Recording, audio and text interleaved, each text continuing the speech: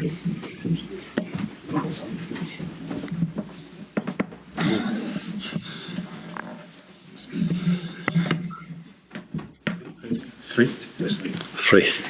more. Arne, first of all, how's Alisson? Is he ready to return? Where is he in your recovery? We think he is. He trained yesterday a part of our session with the group, so we expect him to do the whole session today. So we think he's available, but of course we have to train today. And of course we're really happy with Alisson being back, but I want to emphasize on the fact that Queeve did really well in the 2 games he was on goal for us. So another example of me having 2 and I think even 3 good options in certain position in this in goal. Whereas in your forward line, you've got 6 options. Just thinking, Jota scored 2 goals against West Ham. Salah's got 4 goals in his 7 games so far. Gakpo's off the mark with 2 against West Ham. Nunez started back-to-back games and scored against Bournemouth, and Luis Diaz 5 goals in 6 appearances so far. Add to that, you've been able to give Chiesa minutes. So talk us through how you look at, or how would you describe the decisions you've got to make when selecting your starting forward line?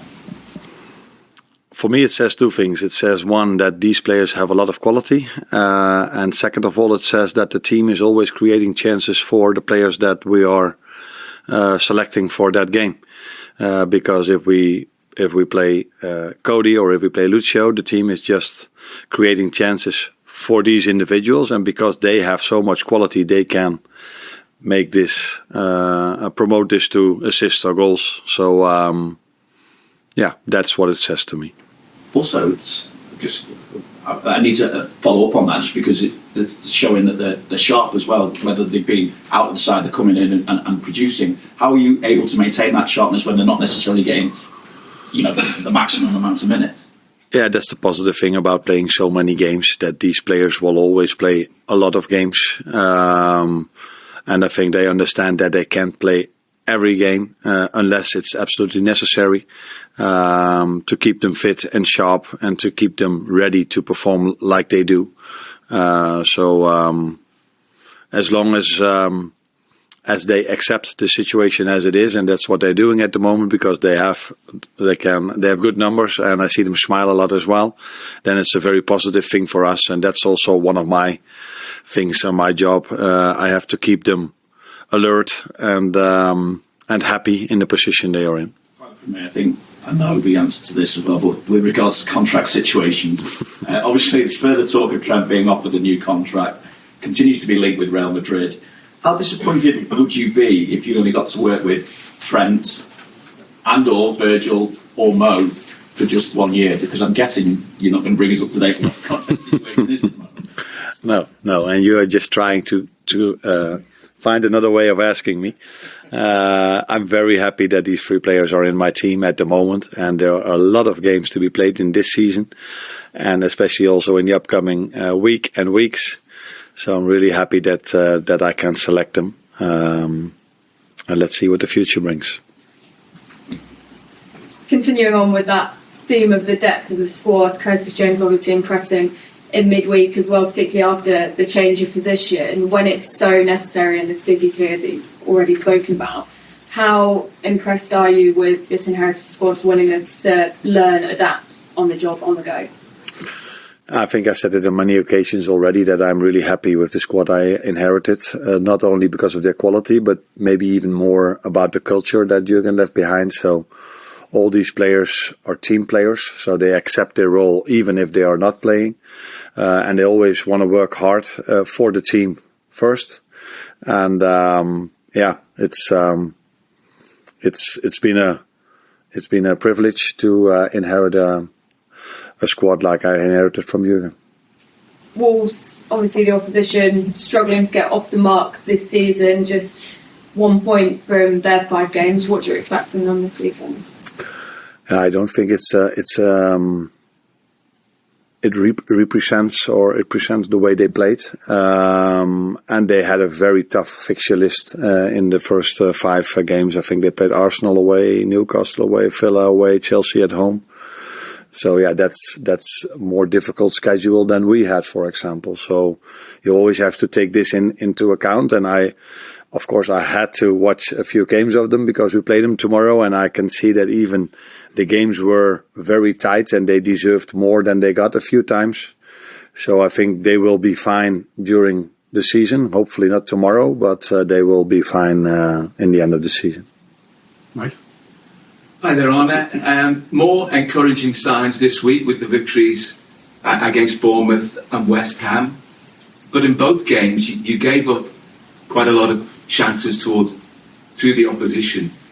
How much of a concern is that? Because excellent goalkeeping from Quibin Keller in both games, but you can't always guarantee that goalkeeping excellence, even despite the fact you've got quality in that position. Yeah. Now, the last thing you say is very important for us in the last two games, that we have a lot of quality in that position. On the other hand, we create a lot of chances as well. But in an ideal world, we don't concede as much as we did in the last two games. But if there's one big difference for me between my former club and the competition I worked in and this competition, is that every team has so many quality players in their squad and in their team that they're always able to create chances as well. So you also have to give credit to the teams we face and the quality they are having, but we need to do better in that aspect if we want to keep clean sheets more and more often. So we keep emphasizing on that. One of the reasons why the other team doesn't score that easy, it's also because we have a good goalkeeper. But if you every time count the bodies that are inside our 18-yard box the moment the other team gets a chance, that's also a real positive thing, and it makes it more difficult for the other team to score as well. Well, how do you address the question of doing better defensively? Because there's clearly a risk and reward element to the way that you play. Is it tinkering with what the players do individually and so therefore collectively? No, it's mostly about working on it collectively. But in our last game, I think a few chances also came from set pieces. The goal they scored also came from a set piece, and their second big chance in the game was also a set piece. Then we lost one time the ball so easy where Summerfield could go on a 1v1. So, but as always, it's always about the collective idea. That is what we have to improve, and then the individual quality that we have helps, of course, to become better as a team as well. Thank you, Bob.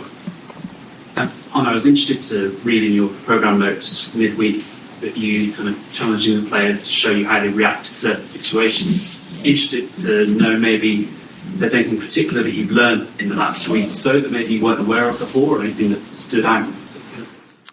I've said it earlier, I learn day by day every time more about the players because, of course, you know their quality, you know what they can do on the training ground, but we haven't faced many setbacks yet, although the Forest game was a setback for us. So you always want to learn how do individual players and we as a team react on setbacks. How do we react if we play a fantastic game with a great score? How do we react 3 days later? So you have to learn day by day, and that's what I'm doing. And then you try to adjust wherever you can to trigger them to get the best out of themselves, because it's all about offense, defense, and all these things we try to work on, but it's also every time you try to find a trigger for them to be on top of their game every single time they step out on the pitch.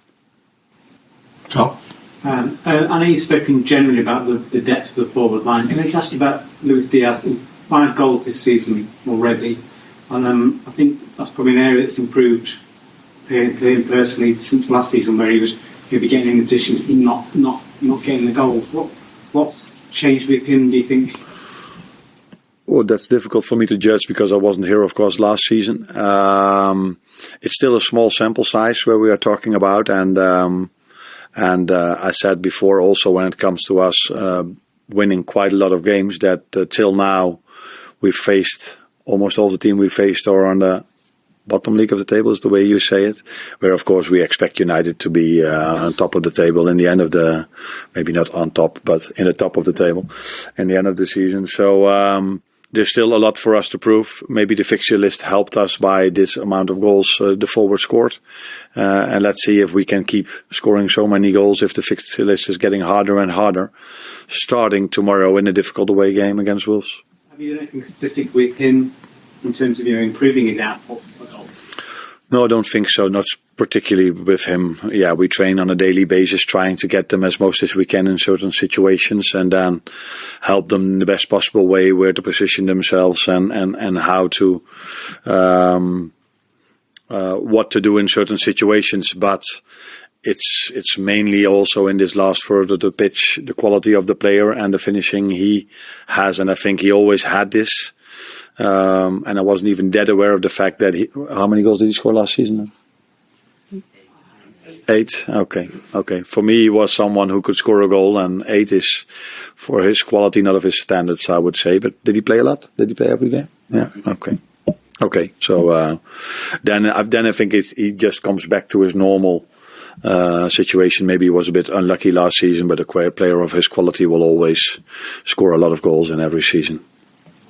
Well, Arne, one of the hallmarks of Wolves' season so far is they've been starting very quickly in games. I think they've been ahead at half-time in both of their last 2 games, even though they went on to lose those. And the same happened when Liverpool went there last season. And then if you look at Liverpool's last few games, you obviously had the goal away in Milan, but there was a couple of early moments against Bournemouth and against West Ham where maybe concentration wasn't at its highest. What do you put that down to, and is this something you've stressed ahead of this challenge against Wolves? If you look at us, our games, I think it's always in a game, the first 15 to 20 minutes, both teams have a lot of energy and they're all very hard and try to get maximum energy in the start. And then after 10, 15, 20 minutes, the game mostly settles down. And then the team that, in my opinion, plays the best football gets the ball a lot and starts to play. But the first 15 to 20 are always 2 teams that are doing this. When it comes to Wolves, I'm not surprised that they go up because they play really good football, and I think they've been really unlucky not getting the results they might have deserved. And even last season, because that game where Liverpool won, they were also 1-0 up, and I think it took to the 85th minute where Robbo scored a goal, which he doesn't do a lot. But so that was also a tough game for us. So I think the players who played that game, and almost all of them are still in the team, know how tough it is to play over there. So we need to be ready from in the start, but that you need to be in every game because, like I said in the beginning, it's always 2 teams full of energy trying to come out in the best possible way. any last ones? Arne, how do you feel you came in at the start of the season after Jürgen? How do you feel? Are you pleased with the progress of the team so far, where you are in the table? Did you expect to be this high up, especially with the fixture lists that came out?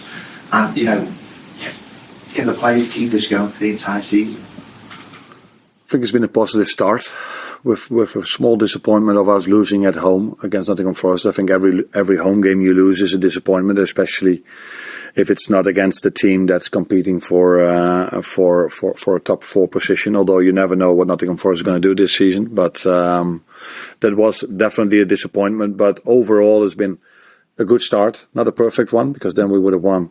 We should have won the game I was just referring to. But the style we play, the way we play, is still very close, I think, to what you guys were used to for 9 years, and which is quite normal because we almost have all the same players like Jürgen had, and keeping results going is a good thing.